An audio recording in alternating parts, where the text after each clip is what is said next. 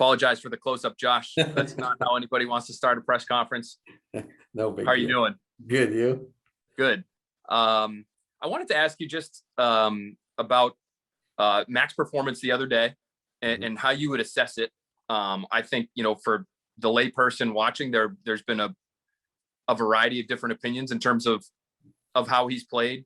So that was the first question. And then the second that I wanted to send your way is just, have your standards for Mac maybe changed over time as you've seen him perform and develop, and you've gotten a better understanding of who he is and what he can be? Do your expectations alter as the year goes on with a player like that? Okay, we'll start with the first one.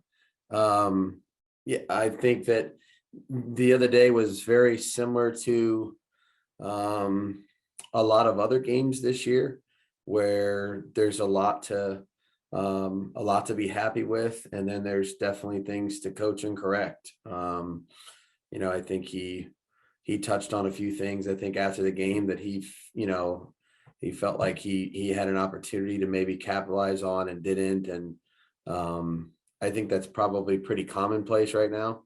I'm still waiting for the perfect game. I haven't had that yet, so it's just difficult to go through an entire NFL game and not have some things that you either make mistakes on or learn from. I think the big thing for us is we are seeing growth in his ability to process the opponent every week, his ability to change from one week to the next in terms of the mindset of handling let's just say the problem players or the problem schemes that come up. But that's an ongoing process. Buffalo's defense is quite a bit different than Tennessee's. Tennessee's was similar to Atlanta in some ways, but there was definitely some other things that were different. So this week's going to be another big challenge there. And I think for Mac, when he comes out of the game, having generally taken care of the ball and made some good decisions, even if they resulted in an incomplete pass or a possession that ended in a punt or a field goal, that's not, that to me, I don't look at all those and say, wow, what a disaster that was. Sometimes you have to understand what could have been in terms of worse scenarios to appreciate kind of how a possession ended the right way. I give you an example of that. We had the one sack in the fringe in the fourth quarter, on the, I don't think it was like 2nd and 10 or second line, and it was 3rd and 20 something. And then, we need a handful of yards to get back into field goal range. And he makes a decent decision, completes the ball underneath to Jacoby. We get it into field goal range. Nick capitalizes on it, makes the kick. Ultimately, the possession was, wasn't exactly what we wanted, but there was some positive there because he's understanding the scenario that he's in, and he helped us actually win the situation, if you will, because 3rd and 20 somethings are hard to overcome. So, like most of the games this year, good and bad. The bad's not too bad, and that's what we want to try to minimize. And we just try to use those opportunities to learn and grow and get better. And he's got a great attitude and approach about that. And then the second part, Phil, again, what was you're muted, bud. I'm sorry. No worries. It was just, have your expectations for him changed? Yeah. I think what happens naturally is with a young player, and this is really pretty much across the board at all positions, the more you feel like they understand what they're doing, and the more you see it happen properly in practice, I think it naturally just changes what you're asking them to do. So my expectations for him each week would be to execute the things that I've seen him execute in practice and do them well in the game under pressure. And so we might have added some things to that bucket as the year has gone on, but I would say the singular games themselves, they don't change, because we're not going to ask him to do, 12 things that I have never seen him do on the practice field very well. And then all of a sudden I'm going to be disappointed with what he does on the game field. So My expectations are just to go out there. Let's have the best practice week we can. If we don't feel good about something, we toss it out. And now I know you can do these things well, and I expect that to happen on Sunday. So that's what my expectations will continue to be. Great. Thanks a lot, Josh. Yep. Next question, Jim McBride, followed by Evan Lazar.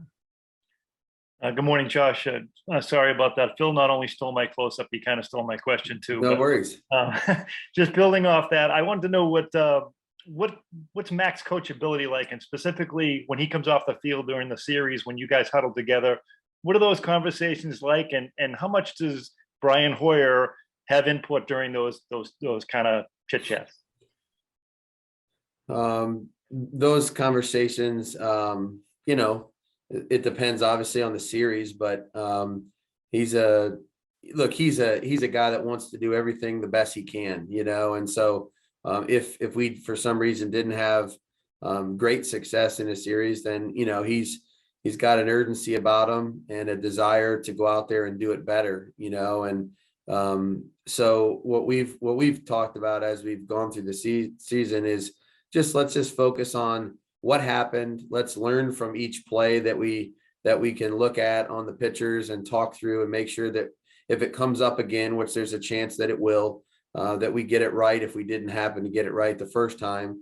But you know, he's a very good listener. He's in tune with what happened. He usually gives me very good feedback for what he saw, which is a great sign for a young player. You know, you say, hey, did he rotate late? Yeah, he rotated late. Then you look on the pitcher and you see that he did. So, you know, we always try to tell the young guys, you know, don't make something up. If you're not sure, just, you know, I'm not sure, you know, but he usually has a really good grasp of what happened on the series that he just was out there for. And we have good dialogue about it. And, you know, he has good answers to any questions that I have, you know, but he has a great attitude about going out there and trying to do everything right, which I love. And Brian is just a great sounding board.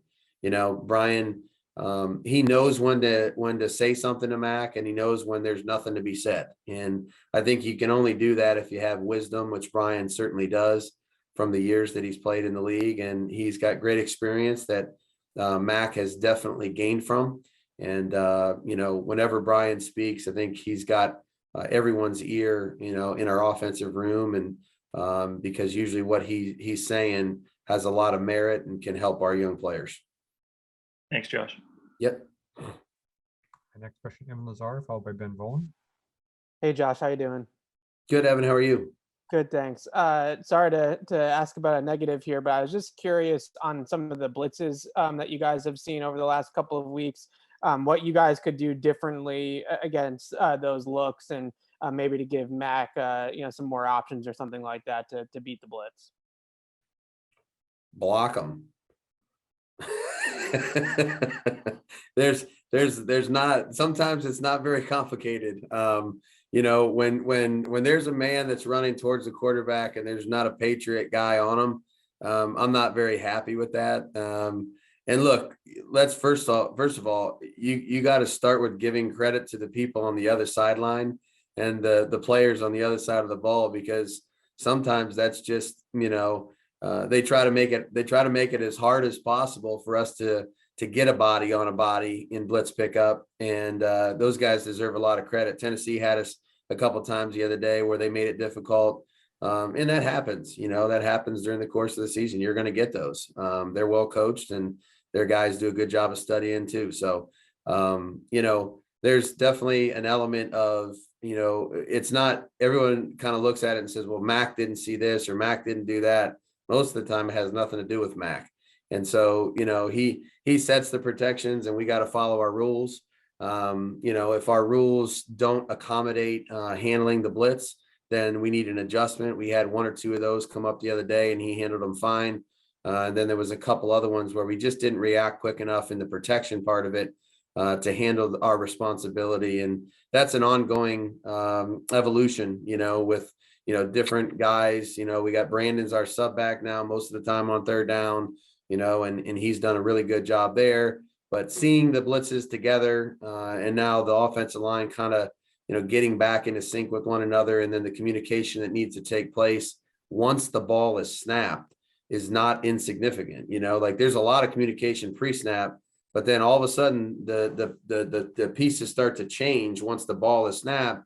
And then there's more communication that needs to take place and happen in order to handle some of the exotic pressures that you get. So again, it's we either win or we learn. And on some of those plays, we didn't win, and we certainly have a lot to learn from them. And hopefully we'll do that this week. And just quickly, after the game on Sunday, David Andrews gave a great explanation about cut blocking being illegal now in the open field on screens, and how that was sort of an adjustment for you guys, just the way that you guys have coached it in the past. How have you seen the line adjust to that? Now you guys seem to have the screen game going pretty good.